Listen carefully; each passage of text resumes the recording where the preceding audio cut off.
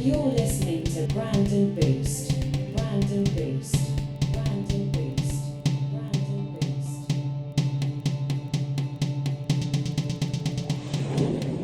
Yeah, so welcome to episode 9, Navigating Entrepreneurship, just discussing all of the bits around business, being a business owner, the funds and the less funds, I guess. Indeed. So, so just introducing Richard, who is an established business owner and has done lots of different things over the years. Has a good newsletter on LinkedIn discussing some of this. So if you want to read about some of this in word form, check out his LinkedIn newsletter. Having run a restaurant chain, estate agents, and probably some other things, and some other stuff for the future, I'm sure. So I guess you introduce yourself probably better than I can or should. Okay. Well, thanks for inviting me onto the podcast, Ben. Pleasure to be here. So my name is Richard Sargeant. I've been, I suppose, an entrepreneur for the last 25 years. Had various businesses. I started my life as a estate agent after I left uni. Did that for 7 years and then decided to take the step of setting my own estate agency business up, which I did, thoroughly enjoyed. And as you say, I think I'm at that point in my newsletter on LinkedIn at the moment. If you want to read about it. Did that for 7 years, grew the business from one estate agency office to 5 estate agency offices throughout the Midlands. We had a lettings office, a small property development business as well as mortgage and finance. And then I decided to change tack. Don't really know why. I got into the restaurant business.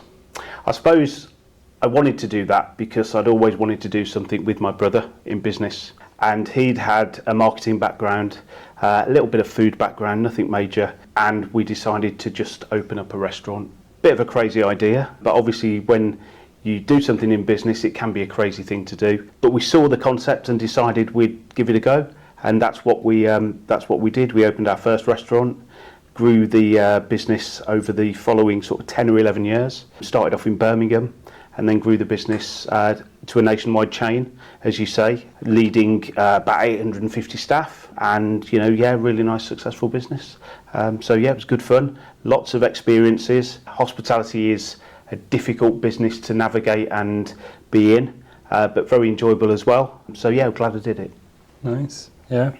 And having, read your newsletter, would it be right then to you've not necessarily gone out one day and become a business owner, you've kind of, I guess, gone through the journey of being employed and then working your way into it? 100%. I think I'd always got the entrepreneurial spirit within me. My dad had his own business and I guess that's where it sort of came from. That's where the spirit came from. And traditionally, left uni and worked for a corporate estate agent. Didn't really know what I wanted to do when I left uni. Sort of fell into estate agency, but I really enjoyed it. Liked meeting people and, getting the buzz of sales and selling sort of really flicked my switch. So, that would be, correct. I sort of went through the corporate journey for 7 years and then sort of something triggered me and sort of said, well, I can do this for myself. Yeah. That's what me and a mate decided to do over breakfast one morning. We said, let's set this up and give it a go ourselves. So that's what we did. And what was it that kind of that light bulb that made you think now is the time to do it, as opposed to just carrying on doing what you're doing, or trying to just extend your sort of career with that estate agent? I think it was just a case of, because I'd got the entrepreneurial sort of flame burning within inside, you just come to a point, or I did, and I'd given 7 years to the corporate agent, worked my way up, was fairly successful in terms of what I was doing, but I just wanted to do it for myself, and that was the light bulb moment, sort of thinking, I can make a go of this, doing it for myself. I want to work for myself, be in control of my own destiny, I suppose, and that's where it came from. In terms of timing, couldn't have been worse, really. Okay. I've got a little one on the way, just moved home. I was sitting there with a nice corporate job, company car, decent income, and then prepared to throw it all in for a start in an estate agency in an area that I wasn't 100% familiar with, taking on all that risk. But as I say, I think when you're an entrepreneur, something just pushes you to do that, and that's what happened. And how did that conversation go with your actual partner? Yeah, I mean, Supportive? Or? supportive. Yeah, I mean, I think, you know, she just knew that that's what I wanted to do, and, you know, was supportive at the time and just told me to go for it. So that's what I did. With mine, she gave me a limited budget. Yeah. It was like, this is all you're allowed to spend. Yeah. And now I just don't tell her what. And have you spent all of that? Or Oh, that was 2 years ago. That was long gone. Okay. We spent that on the podcast studio. Doesn't show. Oh yeah, you can say. Yeah, it's interesting. And what about, like, are there things that you wish you knew either in that business or in the food business that you wish you'd thought about before, or things you should have taken more time to learn about? You know, how much of it do you wish you'd spent a bit of time at the beginning, or that you just naturally evolved? Yeah, I think that's a great question. I think lots of business owners just get so wrapped up in, you know, running their business and wanting to get to the next level or achieve the next thing. They often forget about their own self-development and their own learning and growing. And certainly that's what I did. You know, I sort of just went headfirst into operating and running a business, the estate agency business to start with very little support and help and knowledge. And I suppose I learnt along the way, which is valuable, and, you know, it's a real good thing to do, because, you know, you can't really read about how to be a business owner. You can't really sort of, you know, swat up on what you need to do. You have to experience the journey, and it would have been nice to have some support element of someone to go to, you know, sort of a mentor, if you like, or something like that, just to sort of bounce ideas off, or, you know, double check what I was doing was right. But at the time I didn't have that support, so I just sort of, you know, trod the path, if you like, and went on the journey on my own with the people sort of around us, you know, making. So did you have a business partner for both? Yeah, so I had a business partner for the estate agency business. You know, we were colleagues at the estate agents that we worked at, and, you know, it worked really well. I think whenever you operate a business, it is good to have a business partner. It's good to have someone you can lean on, share the load with, share the successes with. So yeah, had a business partner for the estate agency business, and then obviously my brother was my business partner for the food business, the restaurant business. Yeah. And how did those kind of different dynamics work, I guess? So it's someone you've worked with before, yeah, compared to a family.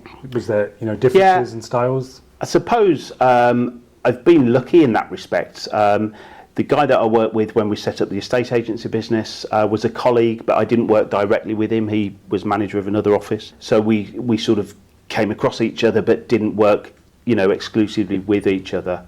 But that relationship worked really well, you know.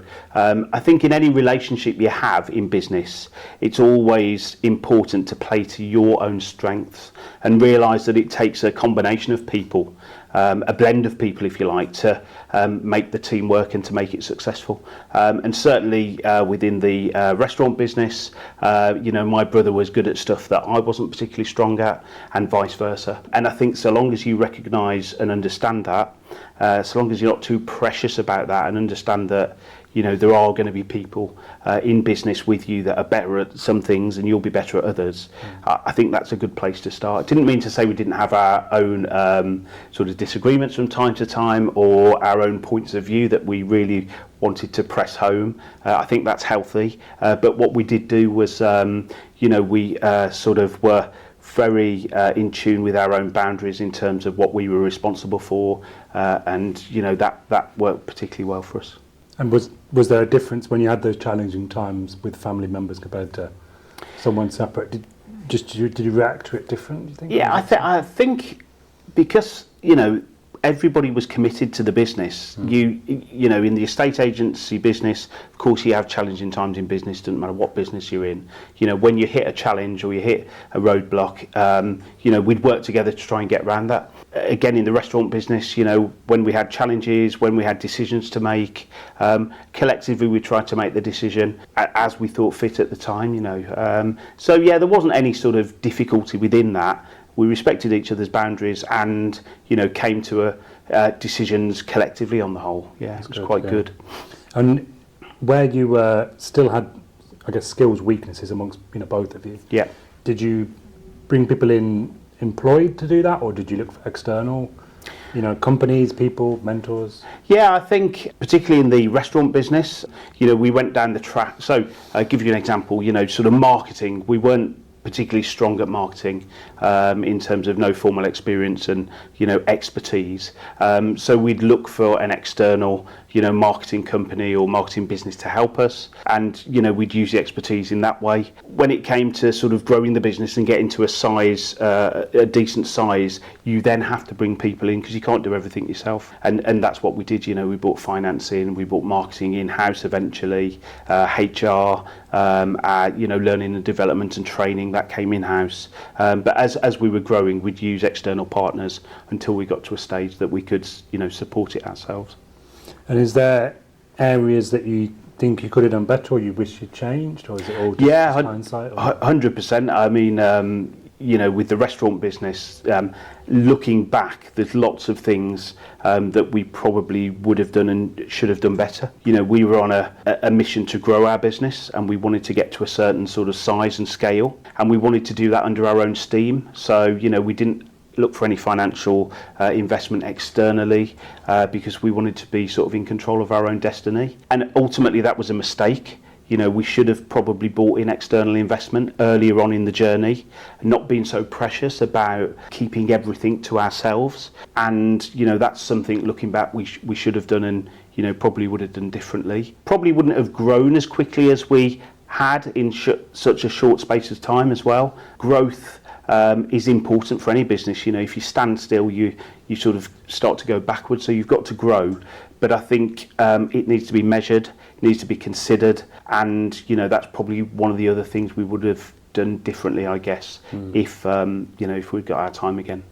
Yeah, I'm not saying it's the same for that particular business, but certainly over trading I've talked about before, which happens so easily when you're you know, you're growing and growing and growing, but then your costs and everything just start exponentially getting bigger and bigger, and it's a very dangerous area to be in. You don't notice it till far too late usually, because you're riding the wave, aren't you? Exactly that. Exactly that. You know, you're caught up in, you know, running your business, operating your business, making decisions for your team, having their best interests at heart. So many variables when you run a business, you know, especially involving people, that, yeah, you spot on. You know, you often don't spot it till it's too late.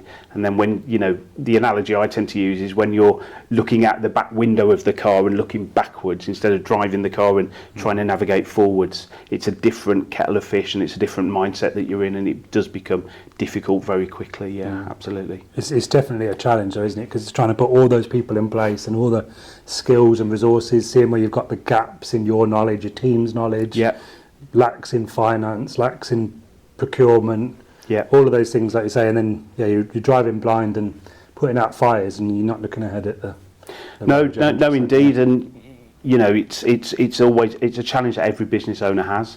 It doesn't matter the size of your business either. You know, whether you're a relatively smaller business owner, or, you know, or you're a CEO or a business owner that operates a multi-million-pound business, those challenges still remain and are still the same.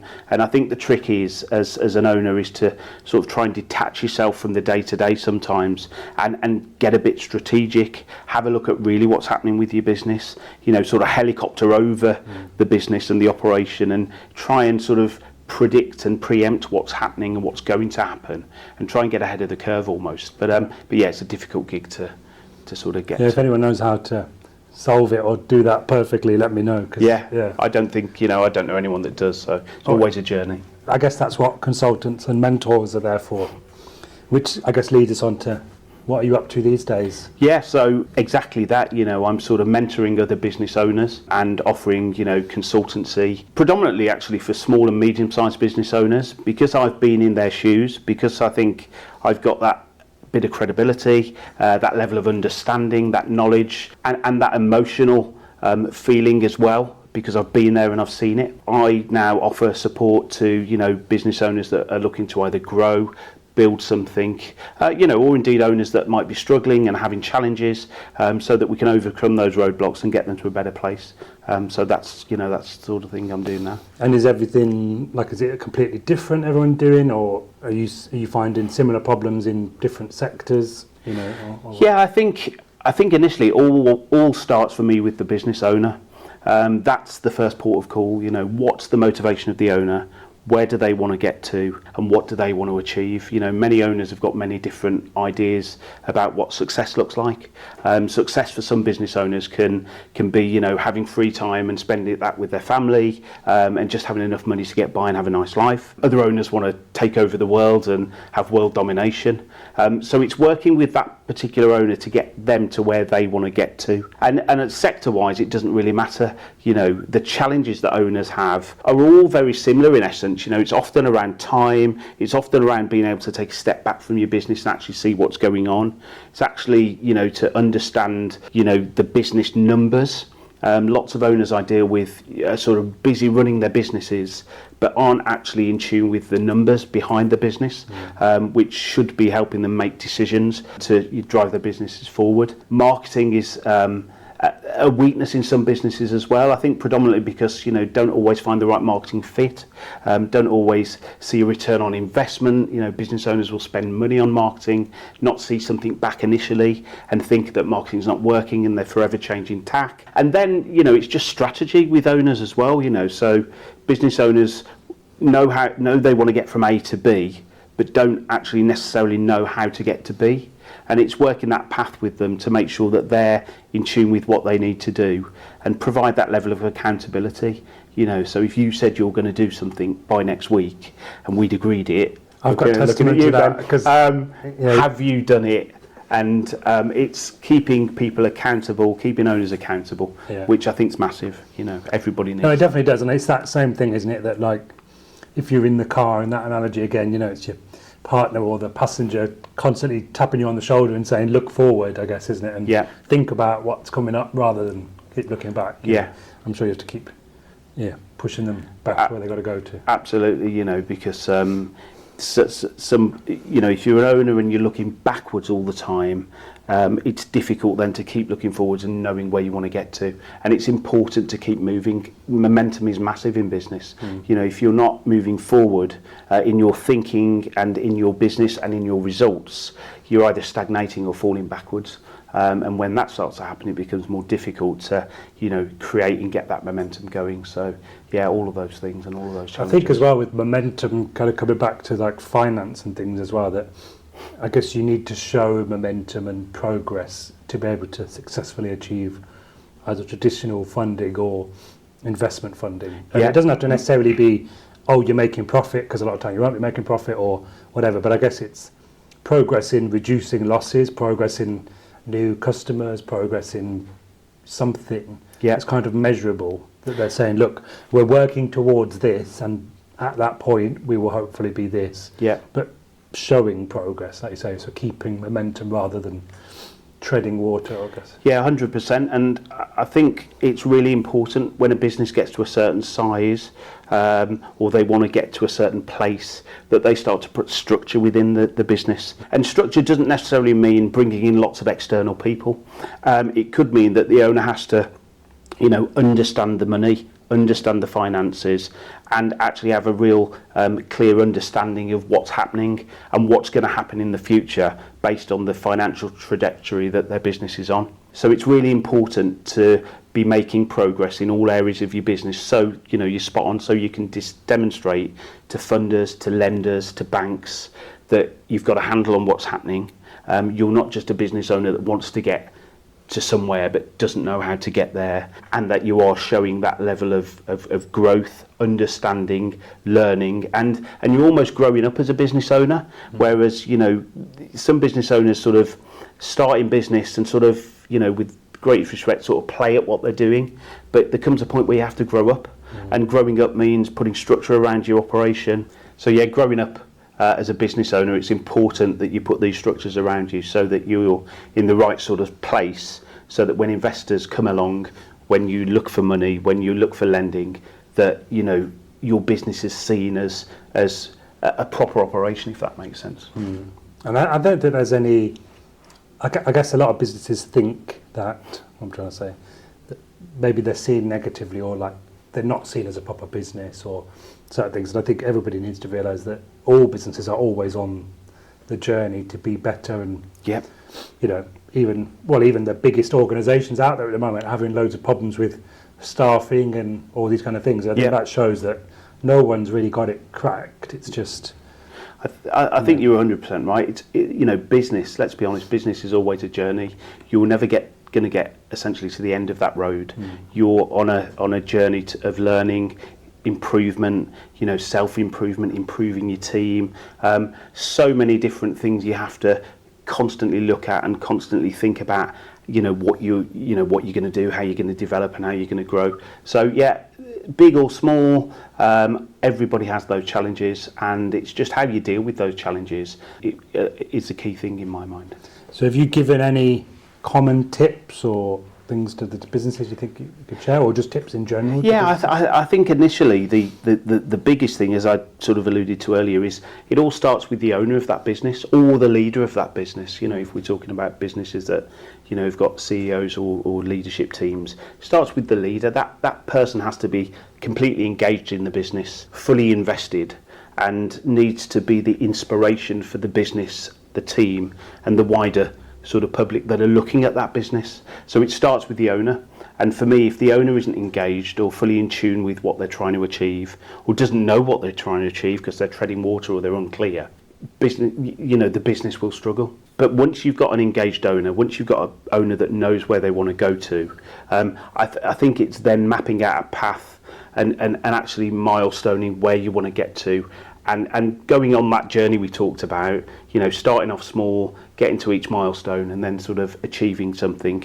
patting yourself on the back for achieving what you're supposed to achieve at that point, because owners often forget to say well done to themselves because they're so they're on to the next thing so quickly. But if you've got an engaged owner, if you've got a strategic plan, if you know what you're doing, and you potentially have that support around you to get there, it's going to be an easier path to tread for sure. And do you think that a lot of business owners should look at getting mentors of different types and things? Yeah, I think mentoring and support for owners is massively important. But I think you need to get the right support. There's lots of people out there, aren't there, that profess to be mentors or coaches or whatever else. And I think you need to find the right fit for you, the right fit for your business, and someone that has got that credibility around them and has got that trust around them that can help you develop and grow whatever sector you're in. Business, the rules of business, pretty much the same across sectors, and you just need to have that support from someone that is going to be with you on the journey, and he's not just there for the money or for the fees. They're going to want to make a real difference to your business and genuinely help you get to where you want to get to. I think that's massively important. And did you have any mentors in the past, or is it? No, and that's one of the reasons I'm doing what I'm doing now. I didn't have that mentor. We did look for people, but never quite found the right sort of person.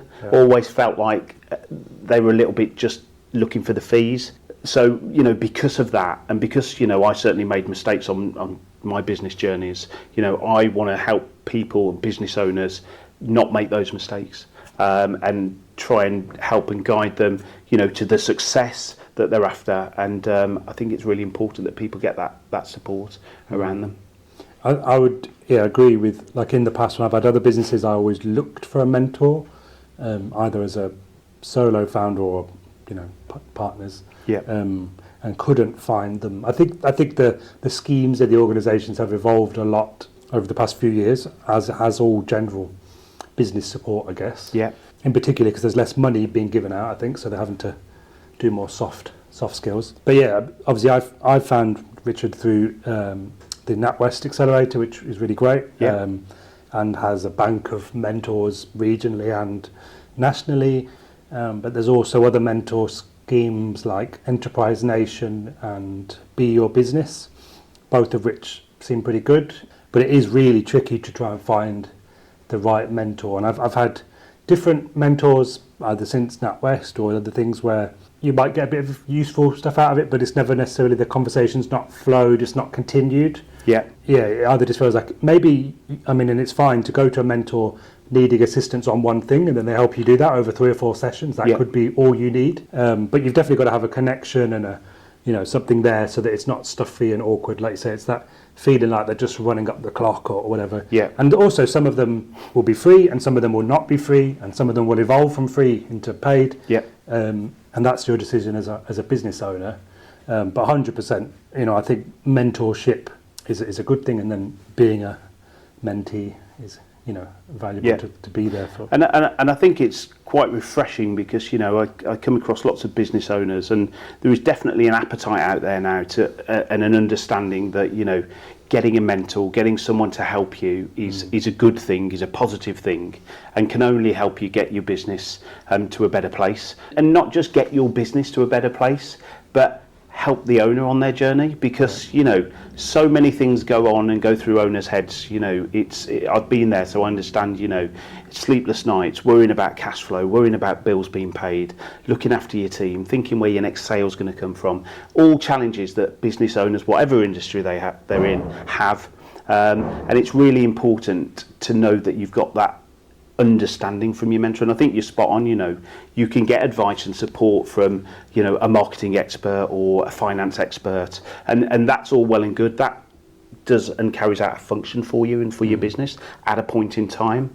But I think those genuine, real mentors that will make a difference and add value to you are those ones that will come on the journey with you and can talk to you about all manner of subjects, all manner of situations, because they've been there themselves. So, you know, we've often had conversations, haven't we, about, you know, finance, marketing, team, growth, all of that sort of stuff. And I think we couldn't have that level of conversation if I hadn't been there, if I hadn't been an owner, and if I hadn't have understood actually what it is that you're going through and the challenges that you face and the wins that you've achieved and the way that you generated and built your business from where it was, you know, a couple of years ago to where it is now. You know, I think having a mentor that's been on that journey themselves is massive. No, definitely.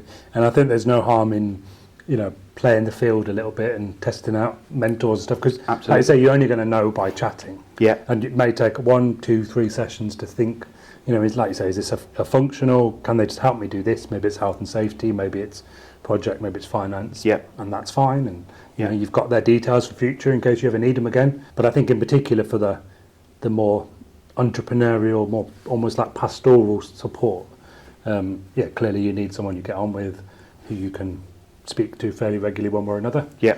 Potentially having, you know, 1 or 2 mentors, and then, you know, a supplementary.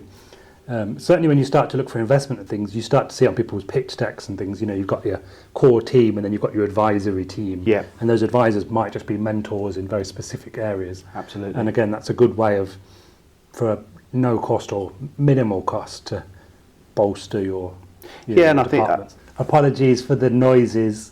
We are at Rapid Pack HQ today, so functional warehouse in the background, hopefully doing correct things and not just banging into walls and stuff.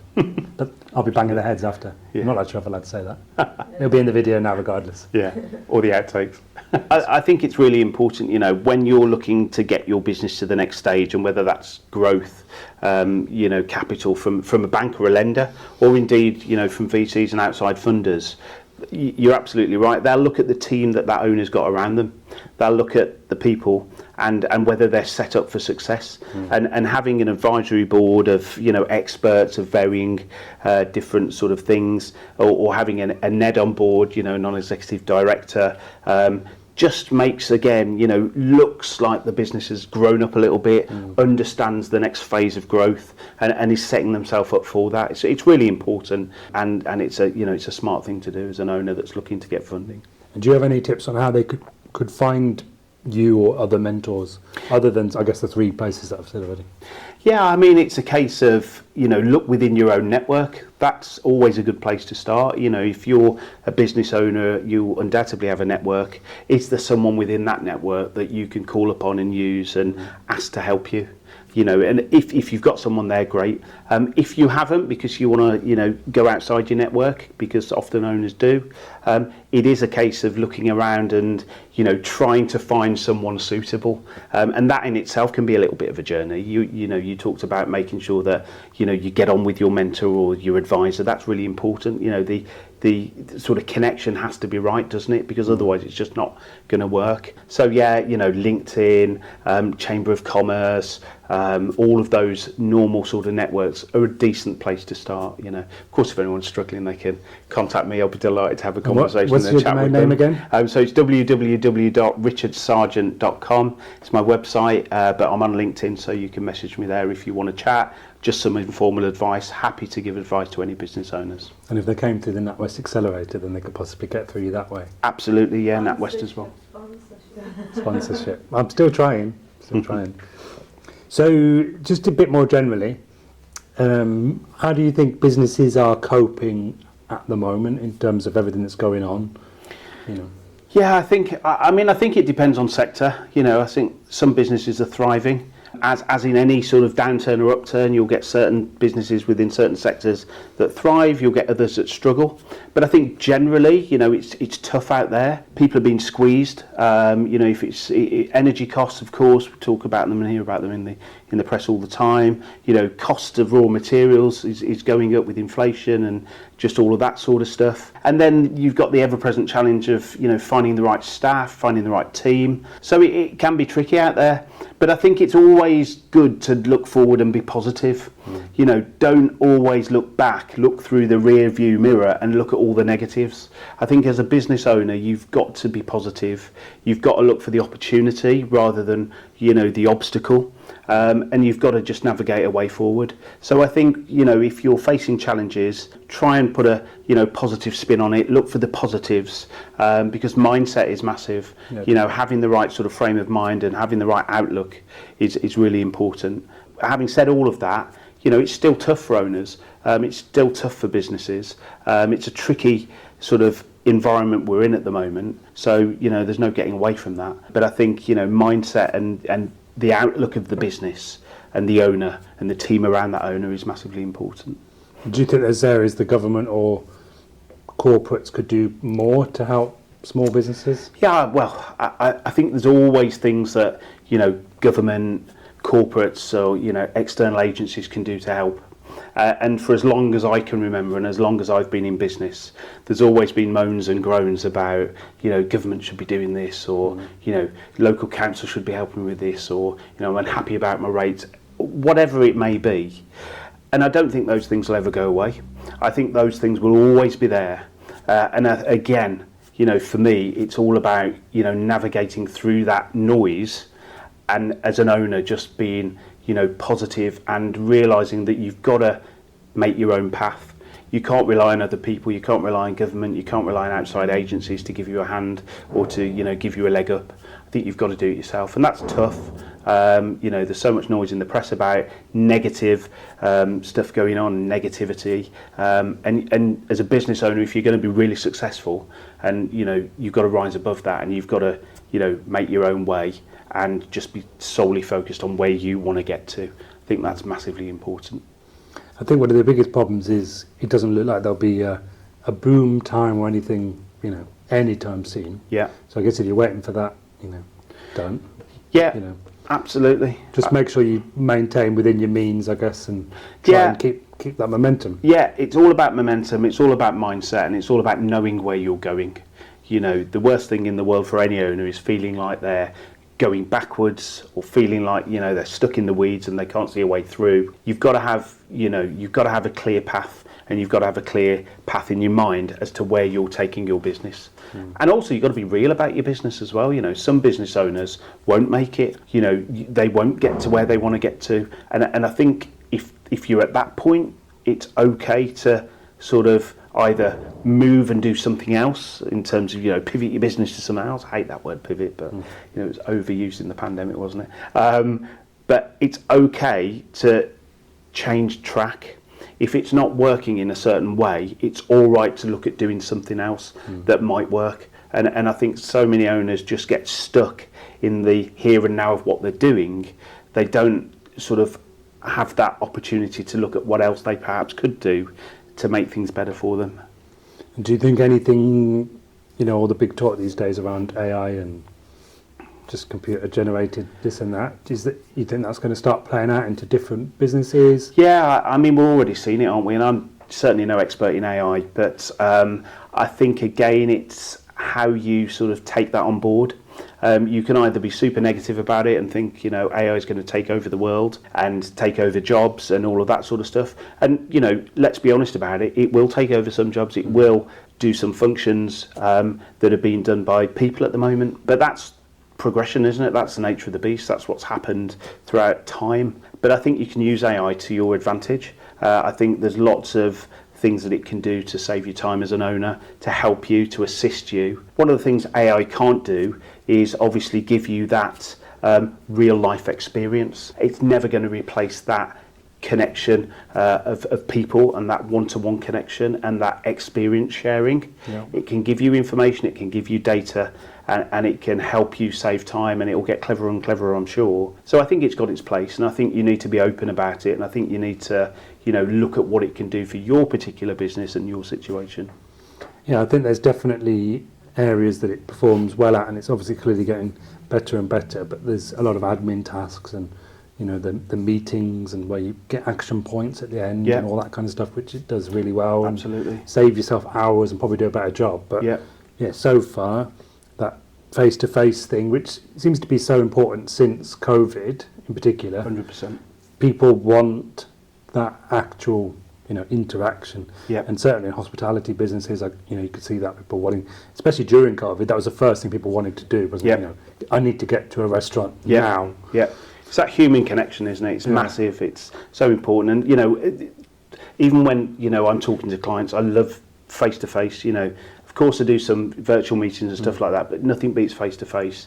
Nothing beats that connection, because I think it's so important. You can glean so much more from having a meeting for an hour or two with someone, 3 or 4, and maybe a beer afterwards, or just talking about stuff afterwards. It just is so important, I think. And I guess it's all of the non-verbal cues and the awkwardnesses, and I'm sure that's the same, like the way when you see mentees and things where you're picking up on an area that they're actually not so keen on, and absolutely you can kind of probe where their strengths and weaknesses lie and things. And I think also, if you're face to face with someone, they can see if you're real. They can see if you're authentic and genuine. And I am authentic, genuine. I'll tell you what I think. I'm probably not for everybody, but I will be genuine and authentic and tell you what I think, and try and help you get to where you want to get to. And I just think face to face for me just works so much better.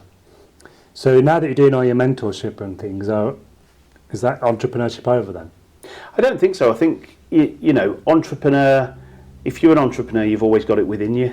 And I'm building a business in terms of mentoring and helping business owners. Whether it'll be as big as my restaurant business or my estate agency business, I doubt it. But I'm really happy what I'm doing, and I think that's the important thing. As an owner of a business, you've got to be happy doing what you're doing, and I get a massive buzz from seeing owners get to the next stage or the next level, or smashing a target, or winning a contract or doing something really well. And that gives me the buzz that I'm after now. And if I can help more and more business owners, fantastic, I'm happy. So you're going to carry on doing that for the time being? Yeah. Nice. Anything else you think, top tips, anything people shouldn't do? I think as an owner as well, there's a danger of being really hard on yourself, beating yourself up, and it's okay to take some time out, chill, relax, switch off. It's all right to be disappointed. It's all right to fail at some things as well. It's part and parcel of life. And I think lots of business owners beat themselves up too much on their journey. And I think it's really important when you're on that journey to actually enjoy it, to actually recognise when you do something well, not give yourself a hard time if something doesn't go so well, because it is a journey. Bottom line is, some businesses will do exceptionally well for a period of time, and then they might not work for whatever reason. Other businesses will go on to be super successful, and the owners will get everything out of that business that they want.